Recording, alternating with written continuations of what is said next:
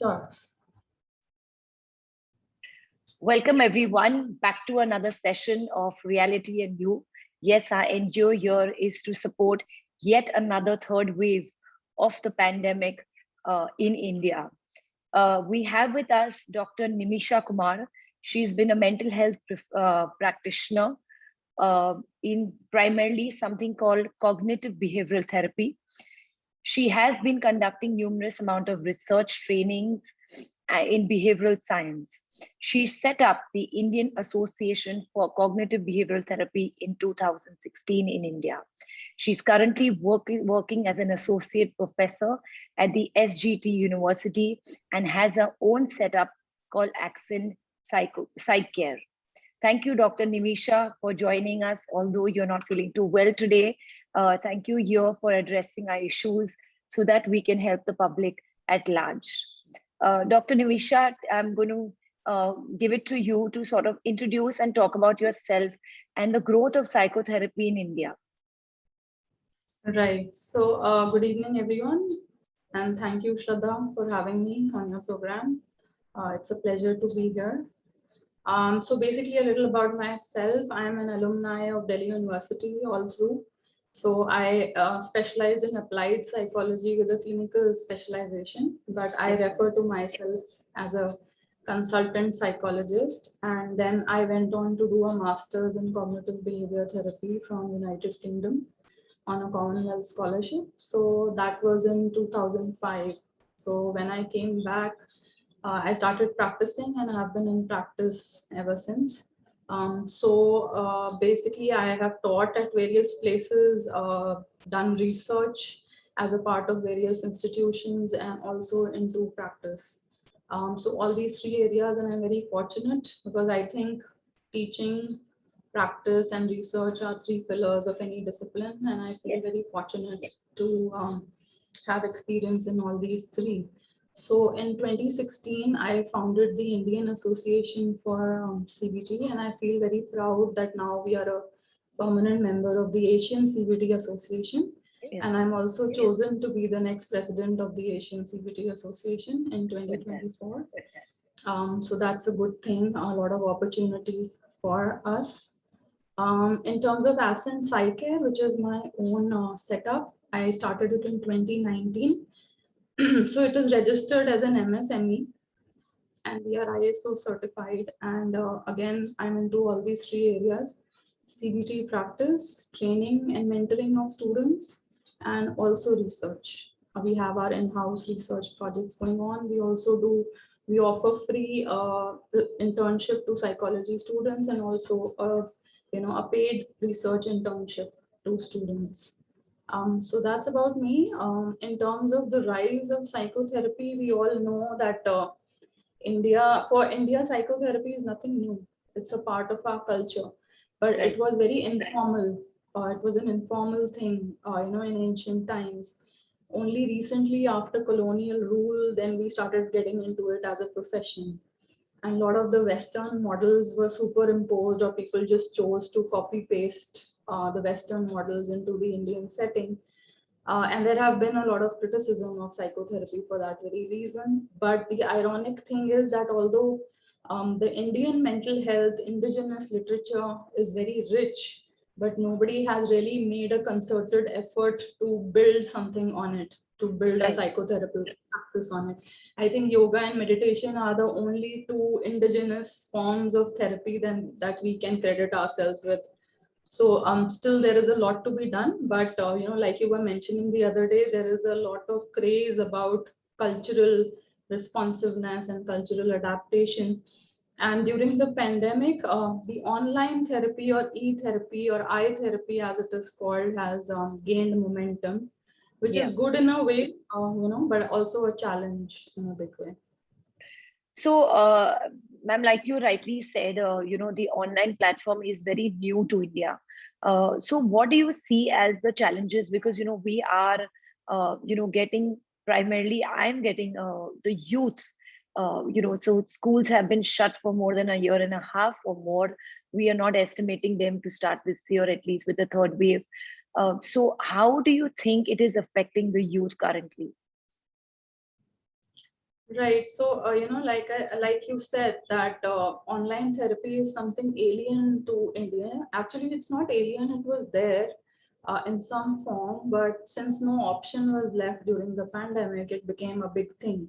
But the most challenging scenario, that everybody knows is the lack of infrastructure. It's the Right. lack of infrastructure. It's the digital divide, lack of access to internet facilities. So I feel that online therapy has gone a big way in lessening the stigma around therapy, Yeah. but challenges definitely remain. As far as the youth and COVID is concerned, I always remember a saying that I read when I was working in Jamia Millia Islamia, that if you look at something with a deficit focus, all you can see is deficit. If you Right. look at something with a strength focus, you can begin to see the strengths. Right. So I have also begun to see the strengths and the good things that have come out of COVID-19, which is not to say that there has been no impact and problems have not been there. If I were to say that, it's very far away from the truth. But then if you just focus on the problem, sometimes solutions are not visible. So you need to look at, you need to move forward a little bit. And luckily for 6 years, I have taught in the early childhood development center in Jamia Millia Islamia. So I have an exposure to early childhood development as well. And young people till the age of 18 years are seen in terms of their developmental stage, right? So they are something which is very malleable, unlike Right. adults who are very rigid and set in their patterns. Adolescents are still very malleable, right?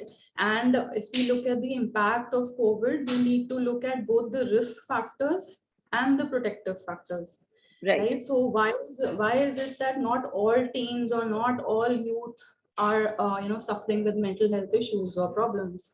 And the ones who are, why are they suffering? So possibly they are exposed more to risk factors, which can be numerous, and they have less of the protective factors. So a Ma'am, can you simple, list can you list some of the risk factors for us, which you've yes. been So for seeing? Sure. So, for example, socioeconomic status or lack of access to services can be a risk factor. Similarly, having parental, discord in the house or not having good role models as parents can be a risk factor. Or being temperamentally, oneself being sensitive or prone to stress, prone to negative stress can also be a risk factor. On the other hand, all these things taken in a positive way can be protective factors. So, when we look at young people, we don't look at young person as a whole.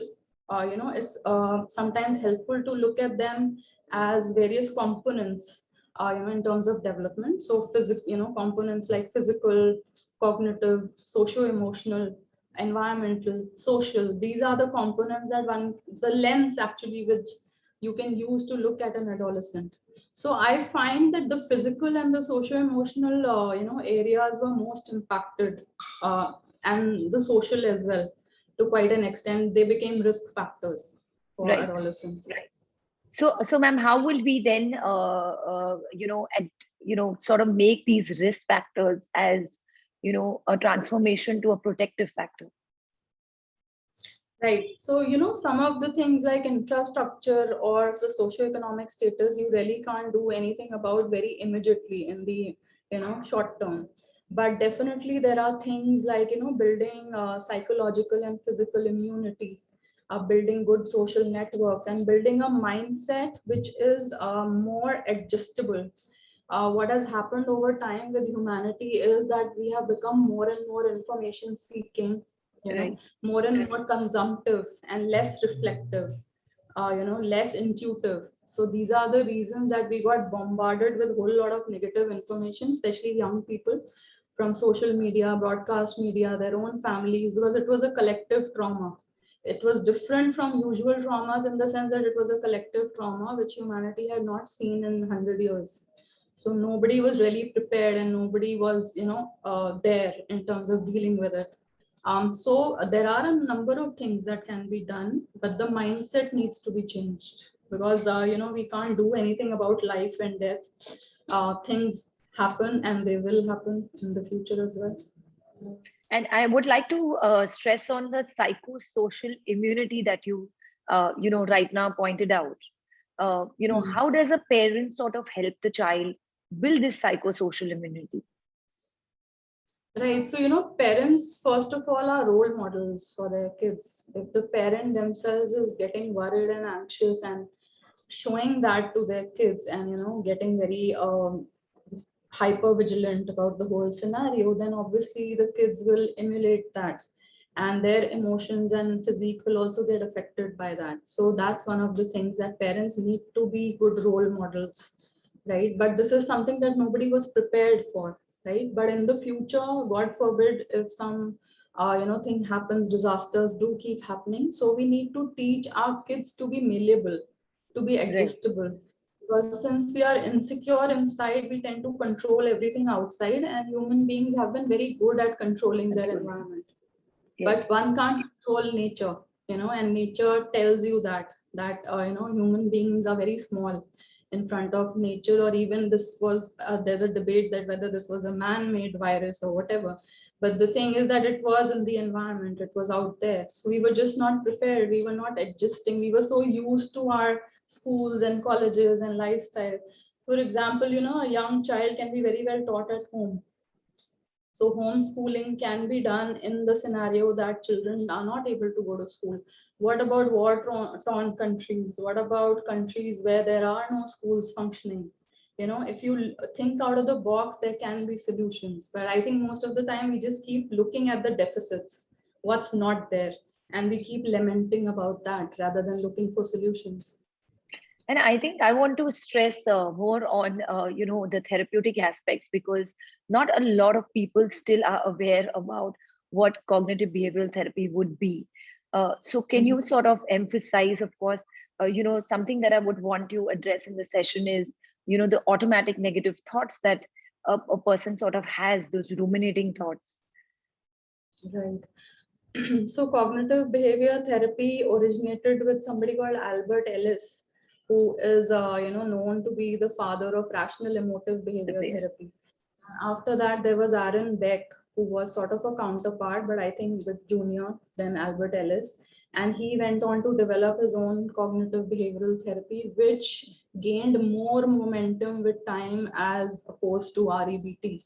Although REBT is also now gaining momentum. So CBT is an umbrella term for a set of approaches which looks at perspective, or the way we make meaning or sense of something, as determining our response, whether it's a behavioral response or an emotional response. It depends on how you make sense of something. What are the things that you tell yourself, right? In terms of negative automatic thoughts, they are called negative because they are associated with negative emotions. So there Right. can be positive negative thoughts as well. And usually they are triggered by some stimulus, which can be inside of us, like a memory, or it can be outside, like somebody criticizing us, for example, or we watching something on television. As soon as there is a stimulus, we have these chain of thoughts that start off. So we don't make an attempt to think them, they just pop up into our head, and that's the reason they're also called pop-up thoughts. And they leave a negative emotion, or they are accompanied by a negative emotion. That's why they're called negative automatic thoughts, right? And basically they arise out of our core beliefs, or the inner beliefs that we have about ourselves. And so I think it's very important here to emphasize is that therapy is very goal oriented, right? And we do address these thoughts and these patterns. Yeah, so cognitive behavior therapy is quite a structured approach. It's an evidence-based approach. It's not just like you start talking to somebody. There is Yes. a framework behind our assessment. There is a framework behind formulation, and then ultimately the intervention, and it's all evidence-based. Means it's been proven to be effective, these Right. techniques. So CBT is a self-help approach. That's another wonderful thing about it. So we are like, we can train people to think like Yes. a behavioral therapist. But there are still a lot of people who would walk in and say, I went to a therapist and we don't know what therapy we did, what was taught to us. And, they sort of call it as talk therapy. Yeah, yeah. So, there are numerous challenges and still myths and stigmas around therapy, and we at Ascend Psycare have made a concerted effort to promote mental health literacy, and also Right. we do a number of panel discussions, and I have all young people associated with me, so that's a great thing. So we try very hard to bring in the correct facts and ideas that people should go with when even when they think about therapy, right? So like I said, number of myths are there which need to be tackled. So cognitive behavior therapy is catching up. It's like a good approach, which has been implanted from the West, but the idea is not alien to the Indian culture. It is something which is very much a part of the Indian culture. Right. And something that I think through the pandemic, we've constantly heard about, like you brought about cultural, connections of therapy is the mindfulness approach. Yeah, so Shraddha, even the mindfulness approach is nothing new. It has Yeah. always been there. It's just about the world going in circles. So it's something that started with Buddhism and Indian philosophy. Buddhism Yeah. actually, now it's come around a full circle. So because I think the Westerners have an amazing amount of technical skill, right, which we really lack because we are emotional and intuitive people. We lack technical, rigor, while they are very good at it. So they, really look into the details of something and package it in a form which can be used, Right. right? So that's the beautiful part about it, and that's how it came around. Right. And Mindfulness. coming back to COVID and the youth, we've seen a rise in the number of substance abuse cases, from drugs to smoking to alcohol, or to the social media addiction. Especially the social media addiction, we've seen kids not attending schools, having multiple devices at one time. Their screen times have gone from 5 to 7 hours on an average. So in terms of substance abuse, as being a risk factor, how would you address that in a CBT therapeutic modality? Right. So, first of all, I think that it's not to do with the pandemic as such, because, like I said, there are risk factors and there were vulnerabilities which were already existing, and there are availability of things, right? So, if there is a vulnerability and there is an availability, then it just gets magnified. So, it's not that substance abuse was not a problem earlier, it is just a Right. maladaptive coping, and people thought that it's the easy way out to be in sort of an illusion of control over the situation. So, and young people can be particularly vulnerable because of a host of reasons.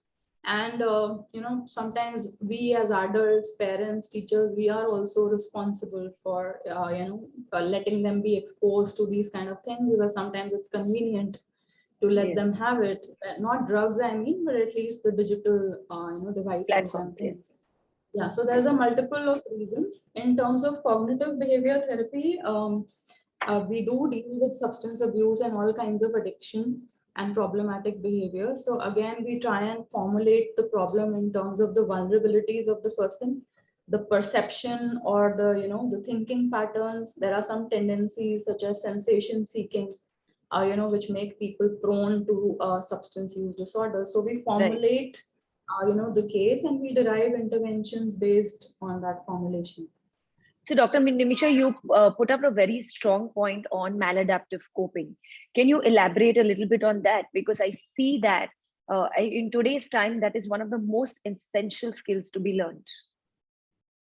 Yeah, so maladaptive means that it creates problems with your functioning, and it creates more problems rather than solving anything. So if we are under stress, we can go and meditate, or Yeah. talk to somebody or write a journal. But we can also very well go and take a substance, Right. smoke a cigarette. So we need to see what is adaptive, what is maladaptive. So like I said, it's a question of vulnerability and availability, and the right role models, the information. If one sees everybody around them doing similar things, then they are very encouraged to go ahead and do that. So maladaptive behavior is something in cognitive behavior therapy that we look at with functional analysis, what we call functional analysis. So we look at the behavior as something which is satisfying a person's need of some kind, whether it's sensation seeking, whether it's boredom, whether it's peer pressure. Pressure. So once you understand it as a behavior and why it's happening, then you can substitute it with more adaptive coping mechanisms. And just for our viewers, can you list down some of the adaptive coping strategies? Like I said, you can write a journal, you can talk to somebody, you can exercise, you can meditate. You can even decide to have an even more healthier lifestyle and try to see your trigger points for being negatively stressed. And there are various other numerous things which one can do. Okay, in terms of research and whatever studies that you have conducted with the Indian sample, where do you see us moving towards, in terms of therapy as well as mental health education and awareness? See, everybody knows that these things are on the rise, right? It's not there, it's not perfect, but it's better than before, right? And in the absence of the social fabric that India as a collectivist society used to have, like joint families, a Yeah. religious space, a neighborhood, all that is now broken down mostly. So psychotherapy is the scientific, alternative to these things which have always been there as a part of our culture. And I think children who have a neighborhood, who have a religious and spiritual place, who have grandparents and a full family are much more resilient than kids who are on their own or with, just in unsafe neighborhoods and surroundings. So resilience for me is the catchword that needs to And, be worked on. and I think, like you pointed out, this community and its connection is very important and which is lost through the pandemic. Yeah, it's lost through the pandemic, but technology saves the day. So Yeah. we still have been connected to our loved ones with FaceTime, with audio video calls, and all kinds of technology at our assistance. So it's not really that, it's not there. Only thing is what we were used to is not there. So that's why I mentioned that adjustment is a major problem that we have. Maybe COVID is not such a problem as much as lack of adjustment is to changes. And when Dr. Nimisha, when we're talking about adjustment and rigidity of the mind, and you said we need to be malleable, and especially the youth. So, what are some of the things? What are some of the factors or the prerequisites that can lead to a more functional personality? See, inner strength. I would say inner strength and inner clarity, a sense of meaning and purpose, a sense of connection with the outside world, and a little bit of intuitiveness, self-reflection is what can make all the difference. And this is what therapy can provide you with. Anybody, and you don't have to be mentally ill to Yeah. seek therapy, right? Just like we go to all sorts of medical doctors for even little things, right? From a toothache to a cancer. Similarly, for mental health issues, it can be very small or very big, but the doctor's name is a psychotherapist, okay, Right. or a counselor. Huh. And I think in one of my sessions, and I think on one of my talks, I said, instead of mental health, it should be emotional well-being. So, we can sort of remove that stigma around that word of being mental. So, Dr. Nimisha, if I can ask you to list down some of the techniques that you generally use in the sessions. Let's talk about anxiety, since we've seen high rates of anxiety going up, especially due to COVID right now. Can you list some of the strategies for us so that the viewers know how this whole model of CBT works? Right. So, when somebody with anxiety comes to us and we are using CBT, the number one thing which we do is assessment, right? And which really focuses on the person telling us what they are going through. We take examples from their everyday life so that we don't assume anything. And we actually get an illustration of what is happening in the person's life. And like I said, we have a framework. There is a CBT framework, and we try to make sense of the data the individual is giving us in terms of that framework. And the number one intervention that we do is psychoeducation. So Yeah. psychoeducation basically involves giving a whole lot of information and facts about what anxiety is. So anxiety is a normal, mechanism where our sympathetic nervous system just reacts and gives us a way to deal with a perceived or real danger, right? So when people get to know that it's okay, it's normal, it's a normal response, it goes a long way in taking that tag away that something is wrong with me, Right. right? So that's the first thing we start with, and then we go on to a whole lot of behavioral interventions, which can range from behavioral experiments to avoid to lessening avoidance and safety behaviors, and also cognitive restructuring, which is the major component of CBT. where And we look and can you give us an example of any small example of cognitive restructuring? right. So, the minute you see the news that, so many people in Delhi have COVID, the immediate thought that comes into your head, what if I get it? Right, What if my family gets it? What if we land in hospital? What if there is no oxygen? What if we don't get a bed in the hospital? And anxiety can make caught up in a spiral of negative thoughts, right, right? They are basically a whole lot of assumptions and negative thoughts which are not based on facts. And the person can just fly away with that anxiety, totally losing their sense of grounding. So one of the techniques which we use is in fact grounding, which is basically focusing on your sensations, the five senses, the eyes, ears, nose, touch, and smell, right? When we activate those, the person, gets to be in the present more than worrying about the future, right? So these are some of the techniques that we use with and anxiety. so the cognitive restructuring, what would the sort of, what is the self talk of the new person going to be? What is the change talk going to be? Right. So cognitive restructuring follows certain steps. So the number one step is eliciting negative automatic thoughts, because people are sometimes not even aware that you have a thought process going on. Right. Right, They just know I'm scared. They just know I'm really scared. Right. So we help them to break that scare down into a cognitive, like a thought component, a feeling component, a physiological or a body component, and behavior. So with cognitive restructuring, we elicit the thoughts and we help them look at the facts, whether it's a fact or an opinion, right? If it's an opinion, where did you get it from? Can you correct it in terms of make it more balanced and more like real world out there? With COVID, there was a little bit of a challenge because sometimes these threats were real, right? right, But still, when you look at an anxious person versus a stressed person, it can be different. An anxious person can be completely surrounded by a whole lot of irrational thoughts. So right. cognitive restructuring helps them to look at their thoughts as just thoughts, collect evidence for them, balance them out, and practice the new form of thinking. And so I would just want to put it out there that, we do CBT from a very young age. Mhm. I didn't get that I said question. we do CBT from a very young age. It is not only tied down to a specific population or to a gender or to a community. No, absolutely not. Cognitive behavior therapy is nothing, which is not beyond our understanding. It's a very common sense model which can be applied to any situation or person. The only thing with young children or some other subset of population is the ability to think Thing. cognitively. So they can be very sensuous beings. They can be very emotional beings. So CBT needs to be adapted in terms of making it more non-verbal. So Right, we may use stories and drawings and puppets and play, sand and water to make, help the child, restructure the way that they are looking at a certain situation, right? And similarly for people who are not so educated or people who have any kind of deficit which prevents them from reflecting on their experience.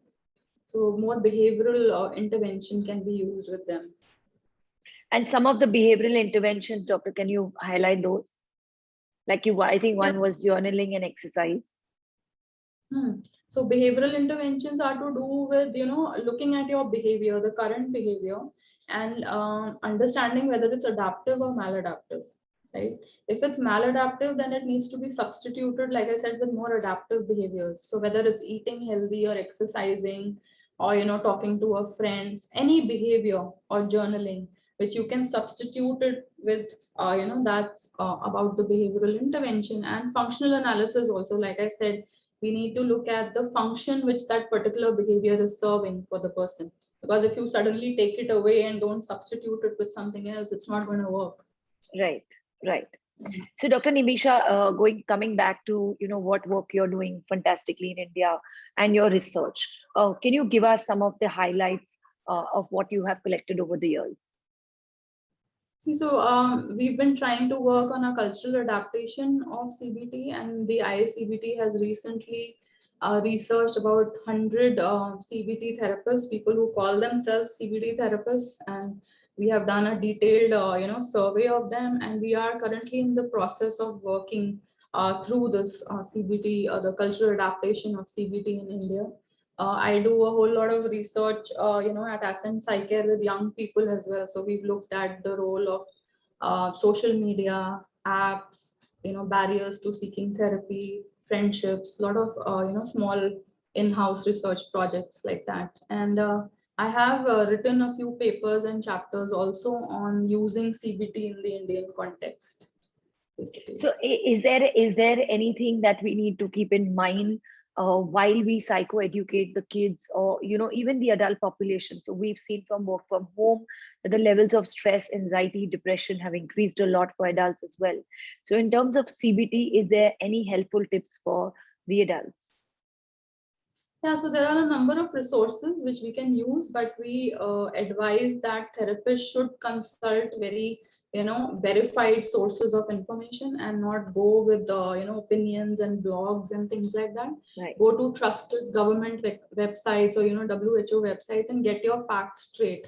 So you can maybe have some flyers with you, you can have PowerPoints with you can just have a set of information which you yourself rehearse first, because only then you can deliver it to the person in front of you, and whatever you are delivering, you are responsible for that. So one has to be very sure. In CBT we have a standard set of psychoeducation which we do with depression, with anxiety. So it's a lot about the disorder, and it's a lot about why it's happening and what to do about it. So Dr. Nimisha, we are anticipating a third wave as you and me are having this conversation. What are you foreseeing in terms of mental health in India? I think the past always is a very good teacher. So we have to look at the past and not worry so much about the future, and look at building our internal strength.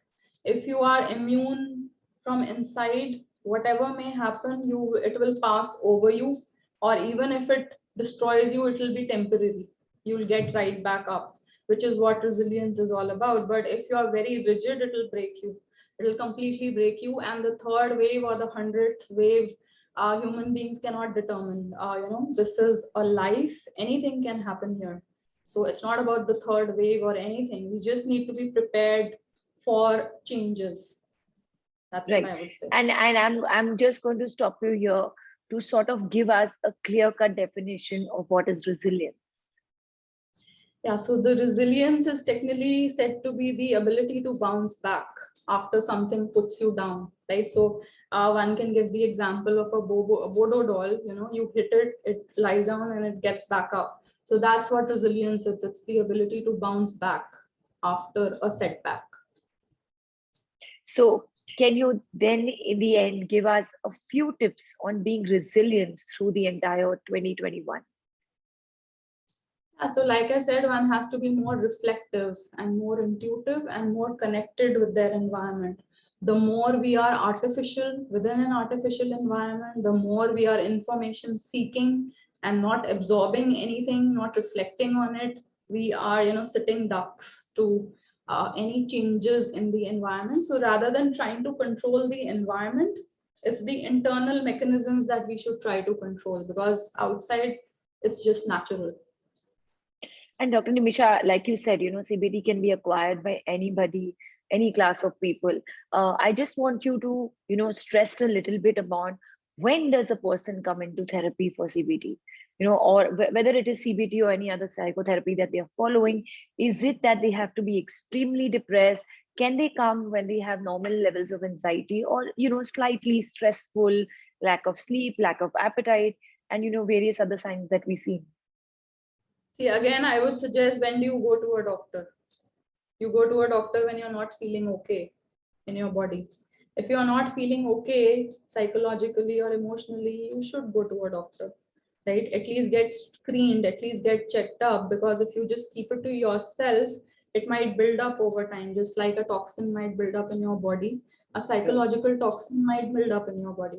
But in terms of psychotherapy, it is a term which is used more for more severe kind of problems, while counseling is a term which is used for the less severe emotional problems.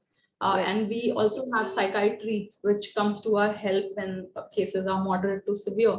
But with CBT, the beauty is that we can deal with the entire spectrum. When you are just not feeling okay, not feeling yourself, having ups and downs in life, or you are in the severe throes of a mental illness requiring medication, hospitalization. So CBT can deal with the entire spectrum. But like I said, if you're not feeling okay, it's a good idea just to get checked. And I think I've seen, I don't know what your experience has been through this last year, but I've seen a lot of the youth coming forward and telling their parents that, we want to go and talk to somebody, so that's Yeah, been a positive change. sure. So, anything that spreads with the word of mouth is the best. That's the traditional. So, if you know a friend of yours or a family member has been helped with therapy, you're more likely to go for it. In fact, we had recently done a study on COVID vaccination anxiety at Ascend Psycare, and we found that people who had a family member or a friend who had gone through vaccination were more likely to get the vaccine themselves than Right. by anything else. So it's the same for psychotherapy. I think people started opening up because initially there was no choice. And then later on, it just started catching up, which is a good thing. And people often fight this thought as to why this illness is happening to me, or why am I getting stressed, or why am I suddenly feeling anxious? Yeah, so people have all kinds of questions, and a cognitive behavioral therapist can really help you deal with those questions because psychoeducation is a key intervention that we have in our pocket, right? So rather than wondering on your own and trying to solve things on your own, it's a good idea to go and see a therapist, a CBT therapist, I would suggest. Yeah. Yeah. And Dr. Nimisha, having said that, I think most therapists are, you know, booked with a whole pile of work. And suddenly I feel a lot of people are not being able to seek help. What do you see in India as, where are we heading in terms of mental health? Right. So, everybody knows that there is a shortage of mental health professionals in India, right? Considering the huge amount of population and the mental health needs we have. But things are improving, but also there is a whole lot of negative things happening. People who are not trained enough, people who are not experienced enough, who are not following an ethical and professional practice are out there and seeing clients, which is a very, very dangerous situation. So I would suggest that even if you get an appointment after a week or 10 days, but you know the credentials of the person you are seeing, it's better to go to them than to, just go to somebody with a blind eye and then get more damaged in the process. So psychological problems, it's not that you have it today and after 10 days you won't need to go. I mean, till then you can do some self-help and healthy lifestyle things which are, I think, widely available over the internet and trusted websites. So, Dr. Nimisha, how does one then find an effective therapist? So you need to see the credentials of the person. You need to see the qualifications. So basically the person should have a master's level qualification in psychology, right? And should have an added qualification in terms of counseling or therapy.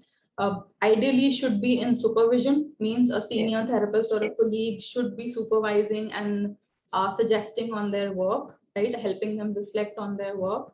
And ideally also it should be a person who has a good amount of practice experience, Right. right? And I, like at Ascend Psycare, I offer a trial session which is completely free of cost. That's the first session for about 15 minutes. You can ask me any questions that you have and then decide whether you want to go for CBT or not. And I can also decide whether I want to take you up or not. Okay. And just just clarifying, because people have various thoughts and misconceptions about therapy has to be lifelong, we'll be dependent on the therapist. So in terms of CBT, is there a structured format that we are following in, with the number of sessions? Yes, absolutely. In CBT, we follow a structured format. So for mild kind of problems, we might have 6 to 12 sessions, and you get to know mild, moderate, severe because we do measurements. Right. Okay, so just not on our intuition, we say that it's a mild case. It's based on certain scientific data. And if it's a mild case, one can go in for 6 to 12 sessions. If it's a moderate one, then maybe 10 to 15 sessions. And a severe problem which is chronic or it's quite impacting all areas of your life may take a little bit longer, maybe 6 months or a year. But I don't think there is a CBT for more than a year for any kind of problems. And usually, since it's a self-help approach, you are given those skills to take away. So we put it in your bag when you go. And we also teach you how to use them when you have setbacks or triggers. And we also offer follow-up sessions. So a month follow-up, 3 months follow-up, 6 months follow-up. And that's the way it goes. And I think I heard it somewhere that, once you get out of therapy and you, like you said, there are follow-up sessions or booster sessions that the person can always come back to. But the whole aspect of going through therapy is to learn the skill set to better manage your life. So thank you, Absolutely. Dr. Nimisha. Thank you so much for being with us and giving a clarity on how therapy can help a person become a more fully functional individual. Dr. Nimisha, any last thoughts or suggestions that you have for our viewers? I just would want to say that don't focus so much on what is outside, focus on more on what is inside and build that up. So if anything happens outside, you will be more resilient. Yes, and I think that is the key, message from our talk today is the psychosocial immunity, the resilience that we need to work towards. So thank you so much for being there, and we will have Dr. Nimisha's contacts and her details, her website, all listed on our YouTube channel and all the links that we are going with. Thank you so much. Thank you so much. It was a pleasure.